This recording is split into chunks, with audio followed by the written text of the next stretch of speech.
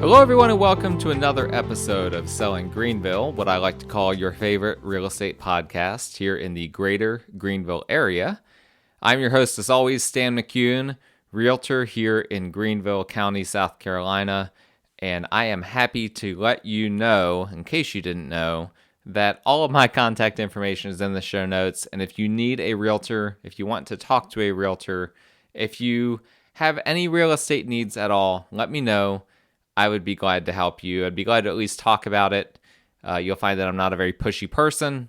If you don't want me to talk to you, I won't talk to you. I'm not going to be blowing up your phone and sending you text messages asking for referrals every few minutes. That is not the type of person that I am.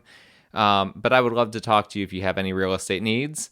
And if you like this podcast at all, and I hope you do, please make sure that you are subscribed to it. Make sure you don't miss future episodes, which will happen if you don't subscribe, I assure you. Subscribe, rather. And as well, go ahead and download episodes. Helps the podcast. And please leave this podcast a rating and just a quick little review.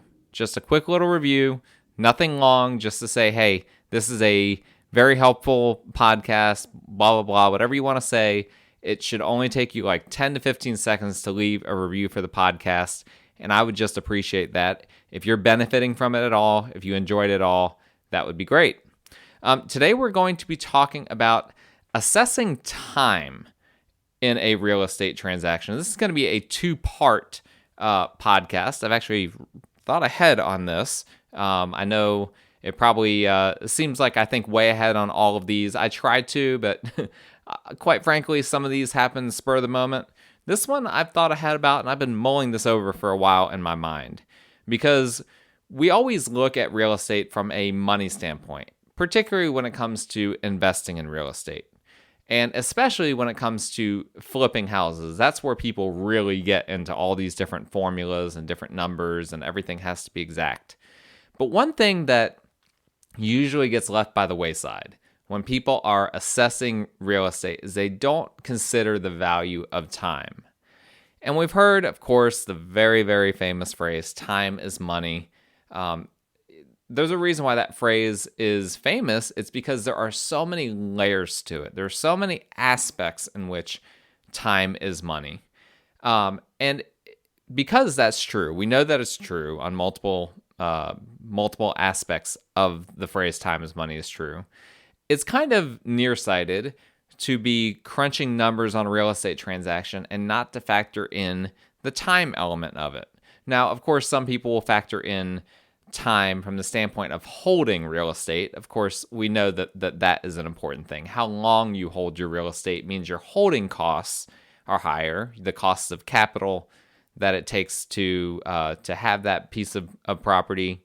The aspects of you're paying more for insurance, you're paying more for taxes, blah, blah, blah. I'm not talking about that, okay? People factor that in all the time. I'm talking about your time personally. The value of your time as a person and as it relates to real estate transactions, real estate investments that you're doing. Your time is worth money, and it has value. And that should be accounted for. And this is something that's a really big deal to me when I'm assessing a real estate deal, for instance, that I'm looking at acquiring. And as probably anyone that listens to this knows, I do some real estate investing on the side. It's not by any stretch, a full-time gig. It's something I relegate to the side. I actually really don't, I don't enjoy a lot of aspects of real estate investing. And so I try to keep it on the back burner as much as possible, but it just doesn't make sense for me to operate in the space and not to use the knowledge that I have to benefit myself. And so when I have a deal that my clients pass up on that makes sense for me, I will take advantage of that deal. Now, when it comes to time, here's kind of the way I'm going to phrase this. If time is currency, okay? If time is money, if time is currency, then I want you to think about it in this way. You're spending a lot of it from pretending that it's currency. You're spending a lot of it doing the things that you hate. And let's say that you spend 5 hours a week doing the things that you hate. You're spending, it may only be 5 hours a week, but in reality, it is much, much more than that in the long run in terms of how you feel, in terms of how it impacts your life. If you're doing something that you love from a time is money currency standpoint, you're not spending anything. You're doing something you love. You're essentially using time and getting back exactly what you want, exactly proportional value for the time that you're spending. So you can say, the other way to say that is that you're not spending anything. And if you're just doing something you're okay with, to me, I see that as you're simply working. What's a job? A job is something I'm okay with. A job is something I don't love. It's something I don't hate. It's just something I have to do. And I'm talking in just broad. I'm painting a broad picture here. That's essentially a job at that point. You're doing something that you're just okay with. You don't love it. You don't hate it. And that will kind of help you to start thinking in terms of, okay, where am I going with this? How am I approaching this? So I think that there are kind of 4 main factors that I think of, and you might think of more. If you do, please let me know. I'd really love to hear what you guys think about this. I think of 4 main factors when it comes to time that kind of determines the value of the time, and that allows us to then give it, to assign value to it, okay? There's the enjoyment factor, which I just kind of introduced you to. The enjoyment factor. How much do you enjoy what you're doing? You're spending time doing something. Do you really enjoy it? Okay, enjoyment factor. There is the stress factor. How much stress does it bring to your life? Does it cause you to lose sleep? Does it cause you to have emotional issues? You got to go to your therapist. You got to take antidepressants. I don't know. What type of stress does it bring you? So that's the stress factor. There is the third one, the negative lifestyle factor is what I'm calling it. I had a hard time naming this one, but we'll just call it the negative lifestyle factor. And that is when it's taking you away from things that you want to do, right? So let's say that you would really like to watch the Super Bowl, but man, you've got to be over there at the house flip that you're working on, rewiring that house. Or you're getting phone calls during the Super Bowl from your contractor saying, hey, we got a problem here. So there is a negative lifestyle factor. And then fourthly, there is a missed opportunities factor. So as you're doing this project over here, how many other opportunities are you missing out on? And let me clarify one very important thing here. I'm not talking about missing opportunities because you don't have enough money, because that's what happens, right? For a lot of us, we might be tapped out financially, or whether we're actually tapped out, whether we're just at our comfort level max. We don't have any more money to allocate towards real estate. And so opportunities come up and it's like, I got to pass up on that. That's not what I'm talking about. We're talking strictly from a time standpoint. So because you're so busy doing this other thing, that now you're not able to avail yourself to other opportunities that are out there. You have the money. Let's just assume, for the sake of argument, you have the money, you just don't have the time. And so there are missed opportunities that we have to account for. So these are 4 factors that we need to assess in order to determine what is happening with our time. How much value are we surrendering? How much currency, how much time currency are we spending in real estate? And of course, you can apply this to other things beyond real estate, but I'm thinking about this mostly, of course, from a real estate perspective, and of course, through the lens of Greenville. So here's the way I'm thinking about this. I think we need to judge these 4 categories, put them on a scale. I've actually got a spreadsheet in front of me, and I've got these 4 categories on the left: enjoyment factor, stress factor, negative lifestyle factor, and missed opportunities factor. I've got those on the left column, and then I've got 3 more columns to the right. One column is love/low, and I'll explain this in a second. The other one is it's work/medium, and the other one is hate/high. And then I've got zeros in the love/low column, 10s in the it's work/medium column, and 20s in the hate/high column. All right, so here's how this works.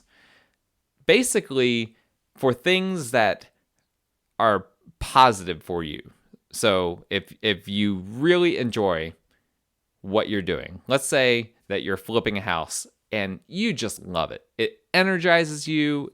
It brings you so much enjoyment. You look forward to it.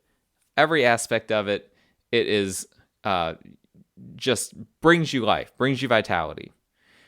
In essence, you're not spending time currency. Yeah, you're spending time, but it's not.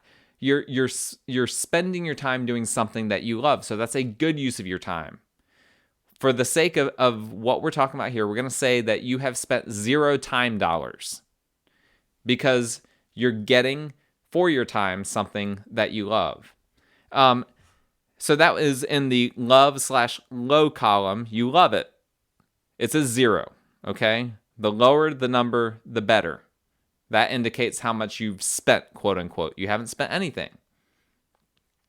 Let's say that you, on the enjoyment factor, you're like, you know what? It's okay. It's just kind of like a second job for me. All right. At that point, we're putting a 10. That is, and I'll explain how these values get assigned, how it works later. But it's a 10. And then if you hate it, all right, and you're just like, I hate every aspect of this. I do it for other reasons. I do it for the money, but I absolutely hate it. From the time I purchased the house until the time I've sold it, every step along the way I hate, it's a 20. So the lower, the better, and the higher, the worse. From 0, the scale is basically from 0 to 20. Now we've got the stress factor. Let's say it brings you, you say, it doesn't bring me any stress. Your stress is low. That would be a 0. And of course, if you're doing this at home, if you're pulling out a spreadsheet and you're creating this yourself, I don't necessarily think it has to be 0, 10, and 20. I mean, put it on a scale. Maybe it's really like a 5. It's not no stress, but it's also not like work level stress. So you say it's somewhere in between that. It's a 5. It's a 5. Okay, great. Put it as a 5. It's work level stress. That's a 10. It's like super duper stressful, causing you to lose sleep. That's a 20. Negative lifestyle factor. It's taking you away from things that you want to do. Let's say that it's not. And that can be for a variety of reasons. Maybe you have outsourced everything to the point that you actually don't need to be there at all. You're hardly even involved. You barely even know what's going on. Now that's rare. It's rare that you would be completely unplugged from it. But let's just say for the sake of argument that that's the case. That would be, if it's not taking you away from anything that you want to do, that would be a 0. If it's taking you away from things to the extent that work does, again, comparing it to just having a normal 8-to-5 job, that would be a 10. And if it's like controlling your life, like you're over there all day, all night for like a long period of time, that would be a 20. All right. It would be high on that negative lifestyle factor scale. And then the missed opportunities factor. And this one's a little bit harder to assess. You've just got to be honest with yourself. Are you still availing yourself to opportunities? Are you still looking? Are you still spending the time to go look at properties, for instance, or to be networking to try to make those connections with people that can help you in that way? Doing things to try to get more financing, to try to raise more capital, all these things. If what you're doing real estate wise is not taking away at all from that, it's not causing you to miss any opportunities, then that would be a 0. If it's, again, work level type of or medium level is taking you away. It's taking you away from, it's maybe giving you 50% capacity. Let's just call it that. It's giving you 50% capacity from what you would normally have if you didn't have a single project going on. That would be a 10. on this scale. And then if it's basically you're just hunkered down, you can't even think about any other opportunities out there, then it's a 20 on this scale. Now, here's how this works. The scale, essentially, think of it kind of like a work week. If you go through these 4 things, and here's what you can do. You can try to extrapolate, let's just say a house flip, for instance. You can try to extrapolate, roughly speaking, what the value would be for all of these in a house flip. But you might even break it down even further to the different parts of the house flip, the acquiring of the property, the doing the work itself, then the marketing the property to sell. And you could find a bunch of other subcategories in there. You could look at how you spend your time on all of those things to value your time and to value how your time is being spent in those different pursuits. That way, you can approach it from that standpoint.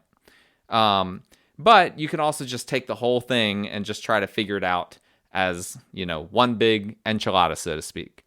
So let's say that you plug in all these different numbers. You say enjoyment factor, I don't really enjoy it. It's kind of like work to me. That's a 10. Okay, stress, it brings me a little bit of stress. That's a 5. All right, now we're up to 15. Negative lifestyle, yeah, it takes away a little bit from my lifestyle. Not a whole lot. It's not the equivalent of working a full-time job. That's another 5. Now we're at 20. Missed opportunities, well, maybe you're really having to hunker down. You can't really focus on more than one thing at a time. We're gonna call that we'll call that a 15, okay? Because you can't really you will start to get stressed out if you have other opportunities that you're having to look at. So that's the 35. The way the scale works, at least the way I've designed it, is that 40 is straight there in the middle. And this makes common sense. If you're at a 40, that means in essence that your time is being spent kind of like just a second job. And so at 35, it's a little bit less than that. Okay, it's a little bit more enjoyable than just working a second job. If you get over 40, now you're talking about something you're spending more time currency than you are at a job. You're spending too much time currency if it's over a 40. And so you can apply this to different projects as well. You look at a project and you say, you know what? This project, I am going to spend a lot of time here. This is going to be me spending 40 hours a week here. It's going to be stressful. It's going to take me away from things. It's going to cause me to miss out on opportunities. You need to assign a value to that. Now, let me say this, okay?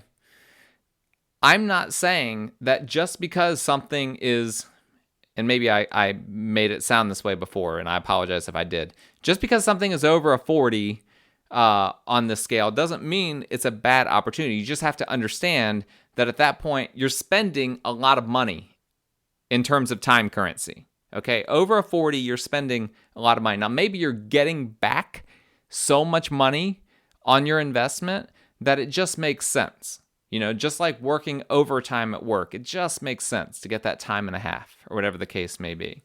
I personally, I don't want to get over 40. I want it to be lower than that. And I would actually take lower margin types of projects in terms of house flips and whatnot in order to keep that number below 40. But we just need to be honest about the time that we're spending. And so you can look at a project and determine that. And to determine, factor in, it's not just about the money. Okay?